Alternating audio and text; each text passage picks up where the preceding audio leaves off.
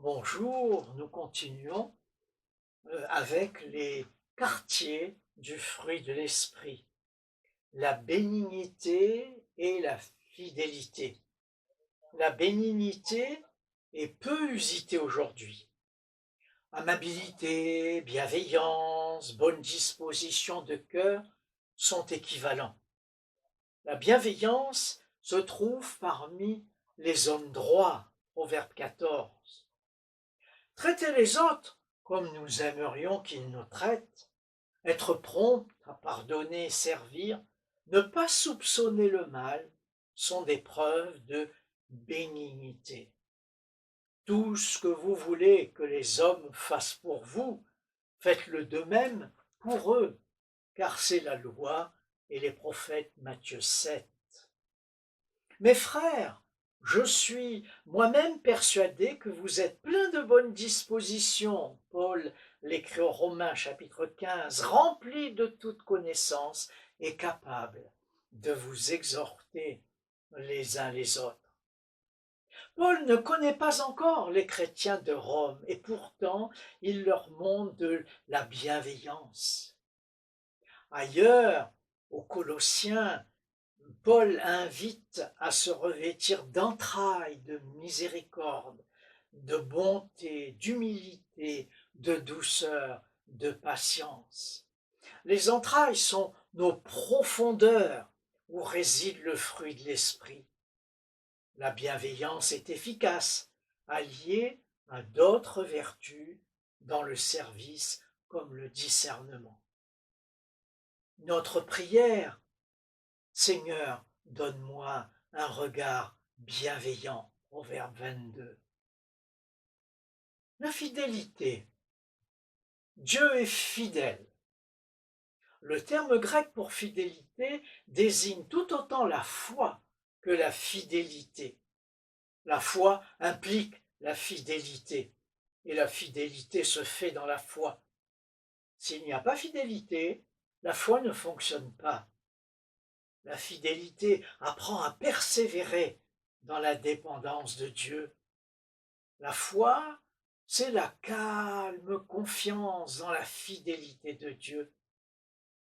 Au milieu de circonstances vraiment dramatiques, Habacuc proclame que le juste vivra par la foi. La fidélité concerne tous les domaines de notre vie, notre marche chrétienne comprise. Les témoins du Christ sont exhortés à être trouvés fidèles. Ne nous lassons pas de faire le bien, car nous moissonnerons au temps convenable si nous ne nous relâchons pas. Galates 6. Faire le bien consiste d'abord à rester fidèle aux fondements posés, fondements que nous trouvons dans Hébreux chapitre 6. Cette attitude honore Dieu. Ensuite, un messager fidèle apporte la guérison. Qui est fidèle dans toutes petites choses, dans les toutes petites choses, le sera dans les grandes. Patience et fidélité vont souvent de pair, car la foi s'incarne en parole et en acte. Notre prière: Seigneur, rends-moi fidèle jusqu'à la mort. Apocalypse 2,10. Nous abordons maintenant les deux derniers quartiers de ce fruit de l'esprit dont je vous rappelle que l'amour est le premier, et j'aime à donner cette image que l'amour, c'est l'enveloppe complète du fruit. Douceur et maîtrise de soi. La douceur est une attitude d'humilité, d'assurance. Calme, modération la définissent aussi. Jésus a dit: je suis doux et humble de cœur. Matthieu 11, 29. Et il encourageait à porter son joug. La douceur n'est ni faible, ni lâche. Elle n'est pas une gentillesse naïve. Jésus a chassé, les vendeurs du temple sans hésitation, animés du zèle pour la maison de Dieu. De Moïse, il est dit qu'il était très doux, plus que tous les hommes qui étaient sur la surface de la terre. Moïse s'est soumis à l'action de Dieu pendant sa vie, perdant sa force violente. Il est demeuré dans la foi. Pour apprendre la douceur, le secret est un cœur brisé, obligatoirement passé par des temps de crise ou de désert. La douceur se construit avec l'humilité dans la marche du croyant. Elle s'oppose à la colère parce qu'elle rend le cœur accueillant. Ainsi que tout homme soit prompt à écouter, lent à parler, lent à se mettre en colère.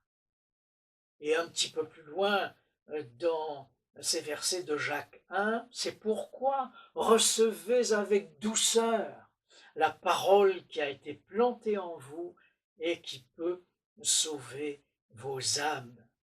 L'attitude de douceur ouvre à la bénédiction. Si un homme vient être surpris en quelque faute, vous qui êtes spirituel, redressez-le avec un esprit de douceur. Galates 6. La douceur amène une atmosphère de paix qui dénoue beaucoup de tensions. Elle n'est pas positionnée dans le jugement, laisse le contrôle au Saint-Esprit. La douceur est une puissance humble, aimante, capable de dénouer des situations tendues. Et notre prière, être habitée par la douceur divine. Nous terminons avec la maîtrise de soi. Parfois est utilisé le mot tempérance et le sens de maîtrise de soi aujourd'hui est plutôt abstinence. La tempérance est cette capacité à demeurer maître de ses émotions, de ses actions, c'est-à-dire à ne pas être contrôlé par les circonstances extérieures. L'objectif est de neutraliser les œuvres de la chair afin de laisser place à celles de l'esprit. La grâce de Dieu nous enseigne à renoncer à l'impiété, au désir de ce monde, à vivre dans le siècle présent d'une manière juste et pieuse. Tite 2. Notre volonté est mise à contribution. Le contrôle de soi par la présence et le conseil du Saint-Esprit apprend à dire non à ce qui est en dehors de la volonté divine. Paul précise que la discipline des athlètes vise à remporter la victoire finale, le prix et la couronne incorruptible.